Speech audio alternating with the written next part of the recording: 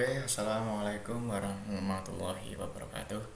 Sebelumnya saya Devrisan Misbahulabib, NPM 322123065.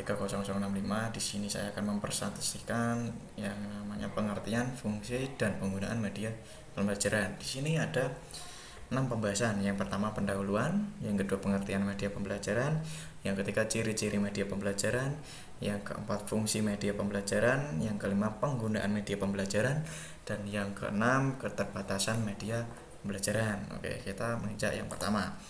Pendahuluan. Kegiatan belajar merupakan serangkaian aktivitas yang dilakukan oleh siswa dalam rangka mencapai tujuan yang diharapkan. Nah, untuk mencapai tujuan yang diharapkan, siswa harus merasakan pengalaman langsung.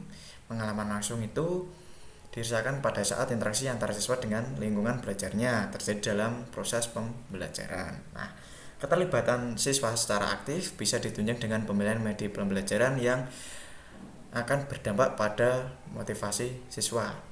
Nah, penggunaan media pembelajaran yang beragam akan membuat kelas tersebut dirindukan oleh siswa. Hal ini dikarenakan kelas yang dihadirkan oleh seorang guru dengan menggunakan berbagai media pembelajaran merupakan suasana kelas yang baru, penuh inovasi dan kreativitas. Oke. Terus, yang kedua pengertian media pembelajaran. Kata media berasal dari bahasa Latin yang secara harfiah berarti perantara atau pengantar. Nah, dikemukakan oleh Sardiman di bukunya tahun 2011. Dalam perspektif belajar mengajar, media adalah pengantar informasi dari guru kepada siswa untuk mencapai pembelajaran yang efektif. Nah, secara lebih khusus, pengertian media belajar dalam proses belajar mengajar cenderung diartikan sebagai alat-alat grafis, fotografis, atau ekonomis untuk menangkap, memproses, menyusun kembali informasi visual atau verbal. Nah, sedangkan Musfikon mengungkapkan bahwa media pembelajaran dapat digunakan sebagai perantara antara guru dan siswa dalam memahami materi pembelajaran agar efektif dan efisien. Berdasarkan pendapat yang dipaparkan, menunjukkan bahwa media merupakan sarana untuk menyampaikan informasi dalam proses pembelajaran. Oke, itu pengertian dari media pembelajaran. Nah, yang ketiga, ciri-ciri media pembelajaran. Nah, menurut Gerlach dan Eli mengumpulkan 3 ciri media yang dikutip oleh Eswat di bukunya tahun 2005. Antara lain, yang pertama, ciri fiksatif.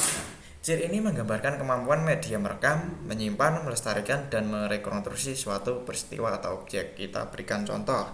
Nah, dalam peristiwa tsunami, misal gempa bumi, banjir, dan sebagainya, diabadikan dengan merekam video. Ciri fiktif ini sangat penting bagi guru. Karena apa? Kejadian tersebut atau objek yang telah direkam atau simpan dapat digunakan setiap saat. Nah, itu ciri fiksatif. Nah, yang kedua, ciri manipulatif. Nah, transformasi suatu kejadian atau objek dimungkinkan karena media memiliki ciri manipulatif. Nah, kejadian yang memakan waktu yang berhari-hari, berbulan-bulan, bahkan bertahun-tahun bisa dipersingkat hanya menjadi beberapa menit. Contoh, dalam proses ibadah haji misal. Nah, kan membutuhkan waktu beberapa hari. Nah, bisa disajikan di video hanya beberapa menit. Nah, itu. Yang ketiga, ciri distributif. Ciri distributif dari media memungkinkan suatu objek atau kejadian ditransformasikan melalui ruang dan secara bersamaan kejadian tersebut disajikan kepada sejumlah besar peserta didik dengan stimulus pengalaman yang relatif sama mengenai kejadian itu. Nah, contoh rekaman video misal. Nah, yang disebarkan melalui flash disk atau sebuah link, nah, yang bisa diakses melalui internet. Sekali informasi direkam dalam format media apapun saja, ia dapat direproduksi beberapa kali pun dan siap digunakan secara bersamaan di suatu tempat. Nah, itu bisa yang disebut ciri distributif. Yang kelima, fungsi dari media pembelajaran. Nah, misalnya di sebuah gambar ini guru, media, pesan, dan siswa. Jadi media pembelajaran itu suatu hal yang digunakan untuk menginformasikan sebuah informasi untuk bisa ditangkap oleh siswa. Jadi media pembelajaran itu sebagai pengikat. Nah,